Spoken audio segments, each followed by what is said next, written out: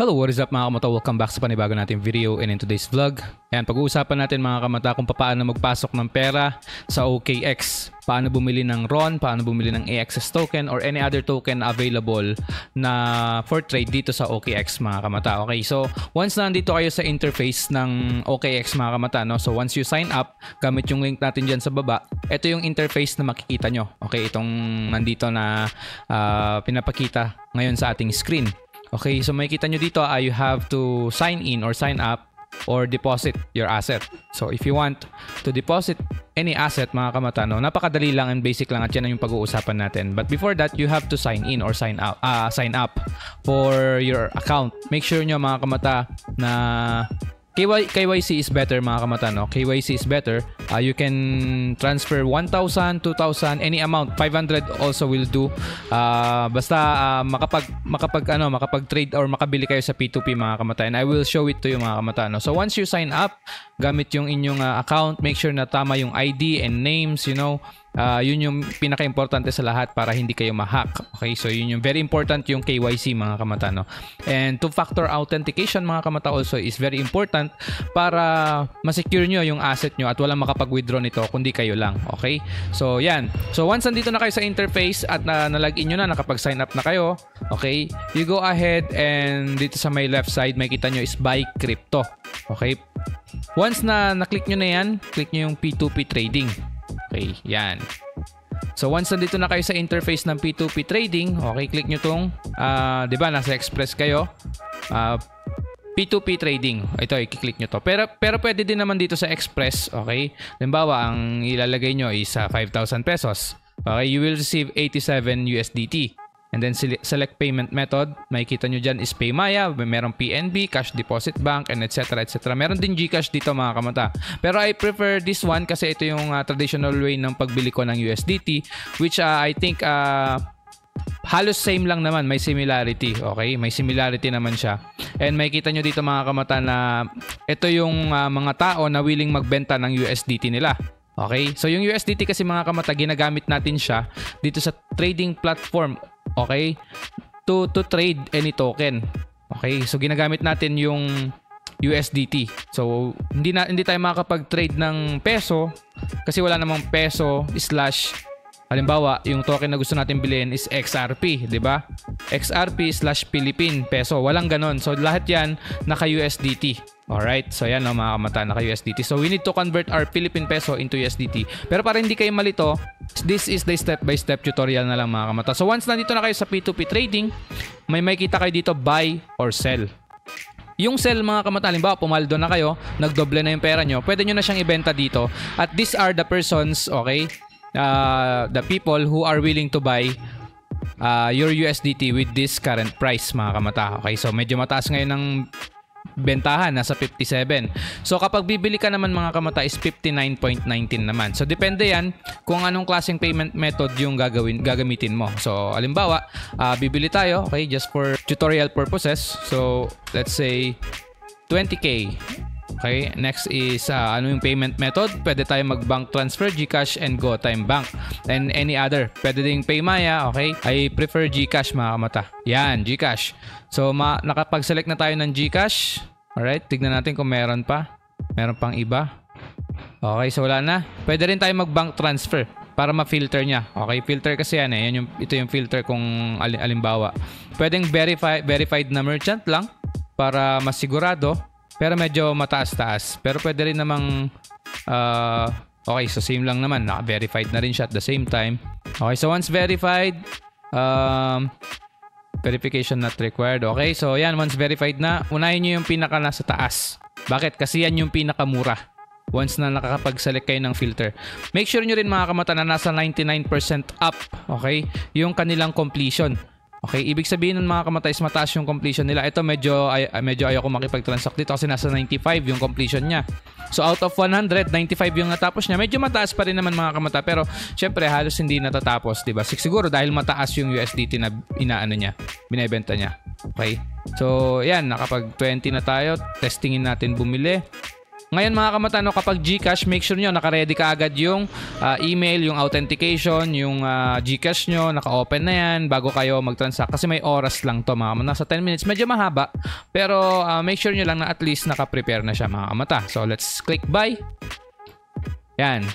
You will pay 20,000. Okay. And we will receive 348 USD. Okay, yung payment method natin is GCash and then there you go, buy GCash. Tapos buy with GCash, tapos confirm. Okay, so dito tayo ngayon ida-direct. Ayan, may tumunog na ganun. I have read and understood all of the above. Okay. How you protect your funds. Make sure you read this. Okay. Pero kapag halimbawa sanay na kayo, then press OK. And then nandito na kayo sa interface na kung saan makakausap nyo na kasi makikita nyo dito yung order nyo. Ayan, yung order natin is 20K, 20,000. Yan. Meron na tayo ditong chat with the seller. Ibig sabihin mga kamata, mabilis lang natin siya mababayaran kasi QR na yung ano niya. Tapos sabi niya dito, nag-chat siya mismo. Okay. Proceed daw. So ako naman, kukunin ko yung cellphone ko. At iaano ko na yung QR niya. Okay. I-scan ko na. Siyempre, magbabayad tayo dyan ng pang GCash natin mga kamata. Hindi ko na i-video tong cellphone ko mga kamata, no? So, just to protect also my funds as well. So, ang gagawin ko, i-scan ko na lang siya. Yan. Yan. So, once na na-scan ko na siya, I will put the amount kung ano yung order ko sa kanya. Tapos, make sure na i-screenshot nyo siya mga kamata. So, once na na-screenshot nyo mga kamata, i-save nyo na siya mga kamata, no? Okay, once save, magbalik kayo dun sa pinagbibilan nyo and then i-send nyo tong screenshot. Yan. Sa kanya. And then click nyo dito, I have paid. Okay, tapos ka nang magbayad. Okay, i-attach nyo ulit yon para to make sure. Okay, confirm payment. So makikita na yan ni seller mga kamata and then he will release or she will release na the 20,000 pesos amounting in USDT mga kamata, no? Kung nasa 340 plus lang yata. Tapos i-remind nyo yung seller. Okay, a reminder has been sent. Okay, so yan. Quantity is 348. We will check the status mga kamata, no? So dito na lang natin siya i-check sa kabila. Okay, so punta tayo dito sa OKX. Tapos click nyo yung asset, may asset. Dito yan sa taas mga kamata, katabi ng ng profile nyo. Okay, so ito na, makikita nyo dito mga kamata, nasa funding na yung 348 na. Okay? So diyan nyo titignan kasi baka sa trading nyo tignan, wala kayong makikita sa trading. Dito sa funding. Okay, kasi diyan magda-direct lahat ng USDT purchased from the P2P mga kamata para hindi kayo malito. Okay? So now mga kamata, no? So once we're here, okay, you can go ahead. Alright, para hindi kulit kayo malito, no? Halimbawa, naligaw kayo or nawala kayo, bumalik kayo dito ngayon sa interface. Okay, i-click nyo lang tong OKX, no? Nakabili na kayo, 'di ba? So halimbawa, bagong-bago kayo, hindi nyo alam mag-trade, hindi nyo alam bumili. Click nyo lang tong or press nyo lang yung F5 to refresh the interface. Okay? O kaya kung na-close nyo siya, halimbawa, na-close nyo siya, no? Punta lang kayo ulit sa OKX. Okay, dadiretso kayo diyan, login kung kung importante, kung kailangan yung mag-login. Balik kayo dito sa OKX, click nyo lang yung OKX para bumalik kayo sa pinakang unang, sa pinakang unang-una. Okay, sa pinakang interface ng OKX mismo, and then click nyo tong trade. Okay, to make sure naman mga kamata kung pumasok yung tulad ng sabi ko sa P2P, 'di ba? Nakabili na kayo and then nawala lahat ng mga yung mga nyo dito pero na-execute na yung buy order and then na-i-release na rin ni seller. Punta lang kayo ulit dito sa asset. Okay, may asset. Yan. Tapos, yan, funding. O kaya sa overview. Lahat naman ng asset nyo dito sa overview makikita nyo. So, ito na yung binili natin mga kamata. Okay, yan na yung binili natin. At ito na siya. Pumasok na siya dito. Yung binili natin kanina. So, balik lang ulit kayo sa interface para hindi kayo malito. And then, click nyo tong trade. Okay? And then, spot. Okay, yan yung spot. Spot holding lang or bibili tayo ng RON. Halimbawa, bibili tayo ng AXS. Okay? So, yan yung mga... ito yung tutorial natin mga kamatano. So dito, makikita nyo AXS slash USDT. Okay? So yan, slash USDT na yan. Punta tayo dito sa, halimbawa, bibili ako ng XRP. Tatype ko lang XRP. Makikita nyo, slash USDT. Make sure nyo mga kamatano na slash USDT ha. Huwag dito sa may perp kasi future state trading yan. Futures yan. Okay? Masusunog kayo dyan. Dito tayo sa may USDT lang.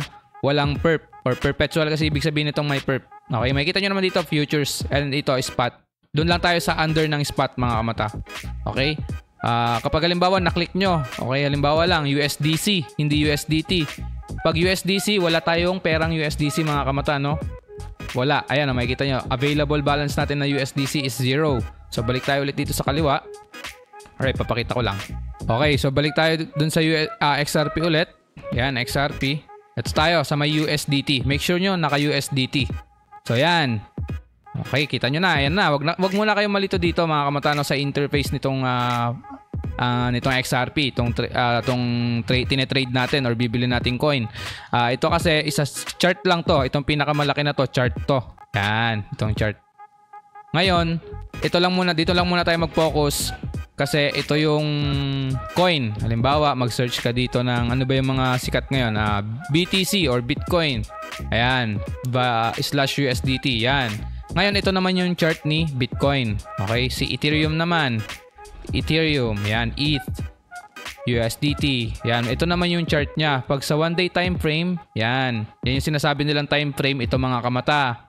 Okay, so halimbawa, 1 day per candle nito is nagkakalaga siya ng isang araw or 1 day. Yan. Itong 4 hour naman, yan, same lang yan. 4 hour every candle. Okay? So, yun. Halimbawa, bibili ako ng AXS. So, punta ako dito sa USDT. Okay, so bibili ako halimbawa ng AXS, no? Mag-i-invest tayo dito. Ngayon, dito nyo makikita yung fund nyo sa... Nakikita nyo, wala, di ba? Wala. So, ngayon, hindi ko pa pala siya na-transfer kasi nasa funding pa lang siya. So, kailangan natin siyang ipunta sa trading account.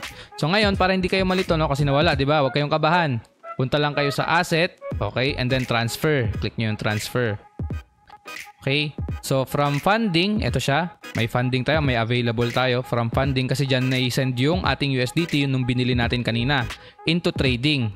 So, ngayon, pwede na tayo mag-trade. Ima-max mo lang siya. Yan. And then, transfer. Second lang yan, mga kamata. And then, there you go. Nandun na yon. Balik kayo ngayon sa trade. Okay? Sa spot ulit. Okay?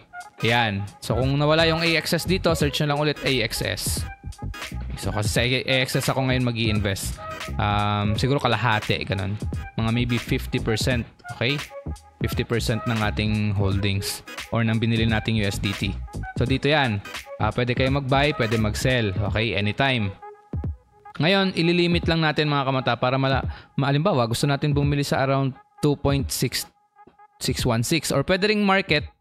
Kapag market kasi mga kamata na, tapos 50% mo siya. Once kinlik mo yan, kung ano yung presyo dito sa market, okay?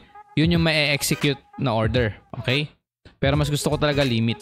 Bakit? Pwede ko siyang babaan. Halimbawa, 2.6. Yan, 2.60. Pwede ko siyang gawing 2.650.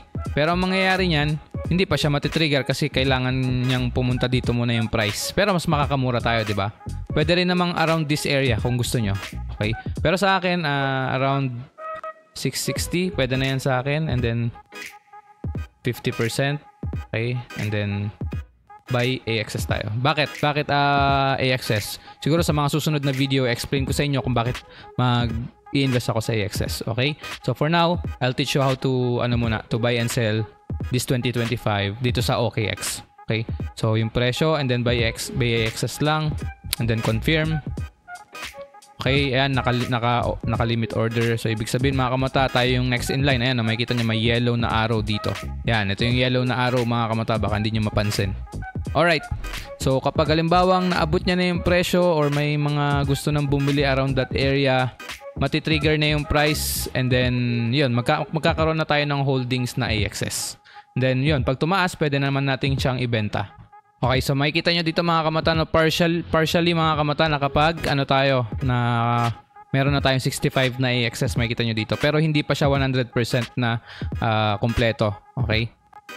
So, yun. Ganun lang siya kadali mga kamata. So, if you have any question, you can comment down below. If you have any request mga kamata, as well, comment down below para magawan natin ng content or yung mga gusto nyong i-review natin na token na para yung idea ko lang ba, kung yung opinion ko lang ba kung tataas pa ba or bababa sa sariling opinion ko. And by the way, this is not financial advice and do your own research always. Have a good day mga kamata. Kamata out. Peace.